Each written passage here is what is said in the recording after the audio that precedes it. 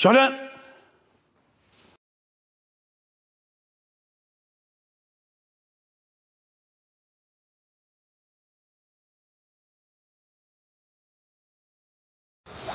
Wait.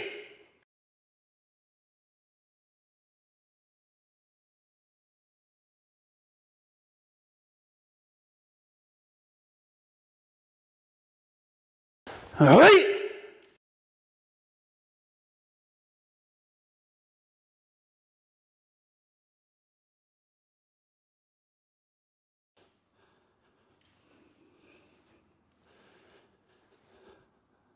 So welcome to the third section of the Pinan Shodan kata. As we mentioned previously, we want to put a little bit of context, a little bit of history and some more information rather than just be an educational video on the kata.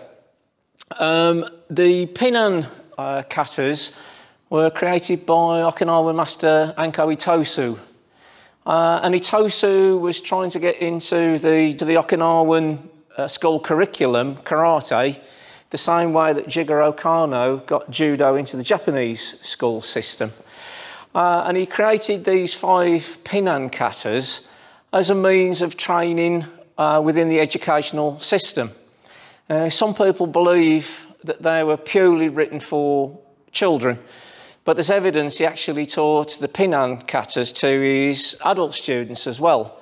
So they're not kata specifically for children.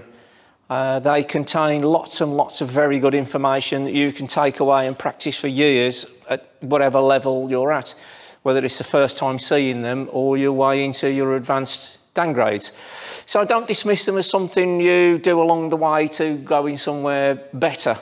If you revisit them, and some of the seminars we've done with Sensei Roger in 2022, he explained how his journey has been going back to the very basics and re-examining them again and pulling more information and more knowledge from them. So the same can be done with the Pinan series. There seems to be reference to a lost kata called Chanan, and this seems to be peculiar to Itosu.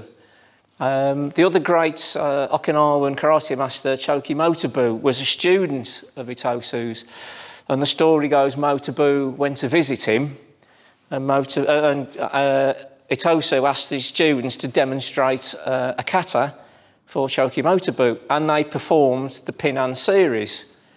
And Motobu allegedly said that, well, that looks like this lost kata Chanan, but slightly different. And Itosu was meant to have said, well, yes, it is Chanan. I've just sort of broke it up and altered it slightly. So there seems to be some sort of history of a previous kata that Itosu has sort of broken up. Some people think it's Koshanku, or a combination of Koshanku and Chanan. But either way, there is an older history to these that have been compartmentalised into the Pinan series. So there's lots of good, useful stuff and history that can be gleaned from these. Like I said, don't dismiss them. Don't just sort of think they're, well, I need this from a yellow belt, green belt, orange belt. You can go a long way with these and start picking out the parts that are really useful. I think Funakoshi said that if you master all 5 of the Pinan katas, you can very much defend yourself in any situation. So Funakoshi saw them as very, very valuable karate self-defense systems rather than just beginner style katas. So have a good look, and hopefully we can give you some food for thought in this video series, and you can apply that into your own training. So as part of the series, what we're trying to look at is key points to take away and to emphasise with each kata. So for Pinan Shodan, Sensei referenced this during his talk on the kata, is the concept of Shutouku. A lot of styles do it as quite a hard, striking type action. Sensei's sort of interpretation of it is this more rolling of the body, almost developing this Nagasu type movement.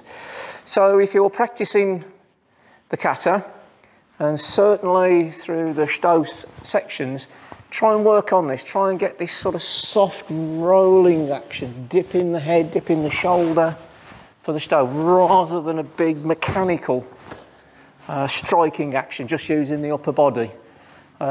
This method is very Waddo. So if you're a Waddo student, this is the thing for you. If you're from another style, just another way of looking at things that you might find useful in your own training.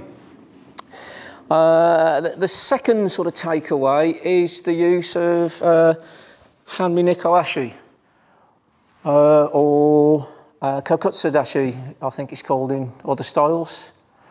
The kata's got swapped. Originally this was meant to be the first one, but they do the second one first because this stance only appears once in Pinan Nidan.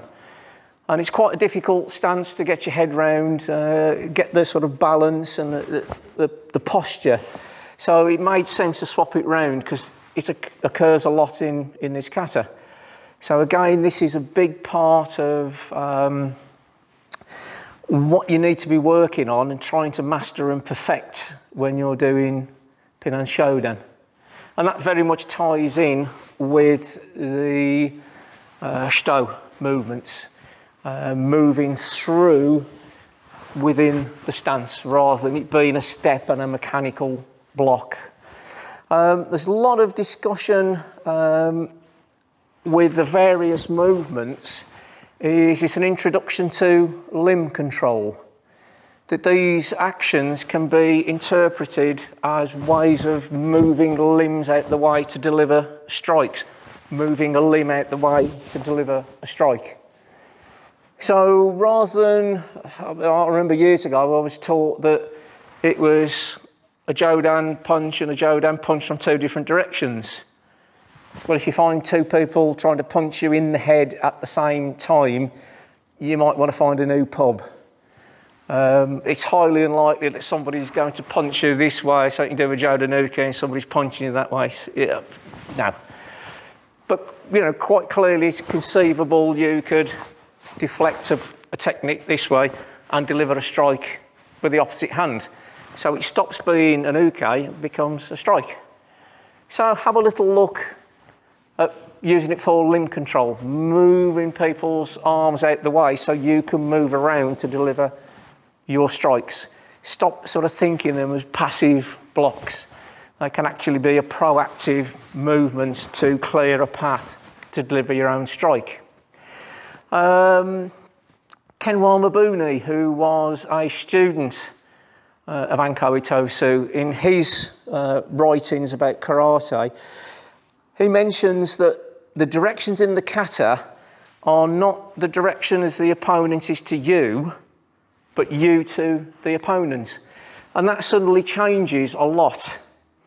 So the section in the kata where you turn behind and perform the Mayageri, you could interpret that as what it's telling you is after this section, you want to be behind the attacker. So instead of it being a Mayageri to their front, it's actually a Mayageri into the knee. And this isn't no longer a block, it's a takedown because you are now behind them. So when you're practicing with your partner, try and think differently about the angles. You know, rather than we are here and the attacker is straight in front of us, it may be that the attacker is at a different angle and we're at the 45 to them. So try and think about the angles differently. Don't make everything linear, straight lines. And the final point, Sensei sort of went through some of the bunkai applications. And doing the research for this, had a look at various different styles. And Sensei touched on this. Wado, Hanmi, move away. Kyokushin Shitaru, Niko-ashi, move in. Probably the oldest form of this would be Shorin-ryu, and they use Niko-ashi, and they don't move at all. So when I was doing the research, I thought, well, it's like the Goldilocks and the Three Bears. You know, we're a bit further away,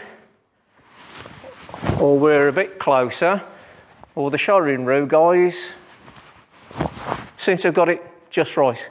So he's playing around with this distancing. Because if you're training with different partners, taller, shorter, they're going to be wherever they're going to be, and it may not be where you would like them to be. So sometimes you may need to go away, sometimes you may need to come forwards, and sometimes you might just have it right. So play around with distancing, timing, different people, and then the kata will really come alive because you can adjust your distance to suit. And there's obviously reasons why all the different styles do slight interpretations. So it's useful to know the other ones. Don't try and, I think, you know, it's a term in jiu-jitsu, don't try and force a bad position. You know, if you're on the floor and you're grappling, don't try and force somebody where you want them. And it's the same with this. If they're too far away, you might need to go in. So those are the key points to have a look at from this kata. Hopefully you'll find them useful. Conclusion, what have we learned from doing Pinan Shodan? To me, as I said before, it's shitouke.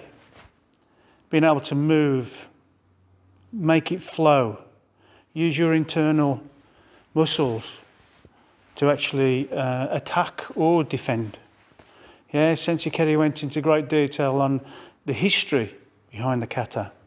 And I'm sure you'll find that in all Pinan katas, that you'll get this history behind it.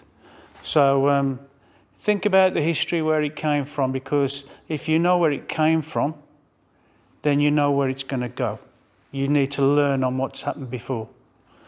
Not keep rigid to it, but let it flow, let it go, and you'll find it most probably take another different route.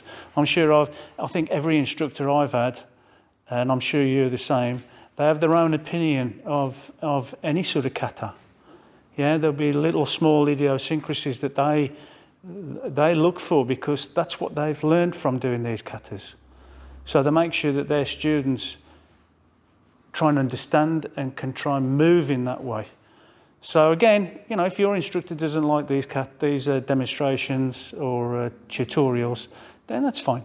It's just another way to look at these things. I won't be offended if you don't like it, but if you can do, please subscribe to the channel and put a like, because that really focuses on us carrying on with these videos. We enjoy them because, you know, we find out things. So you looking at them, it might be, I don't really want to do it that way. But at least you've discovered something. So just enjoy them, subscribe, please put a like. If you want to talk to us, you know, a little comment, then I'm sure we'll get back to you. If it's not me, it'll be Simon or Keri. Yeah, so yeah, thank you. Thank you for watching. Wash.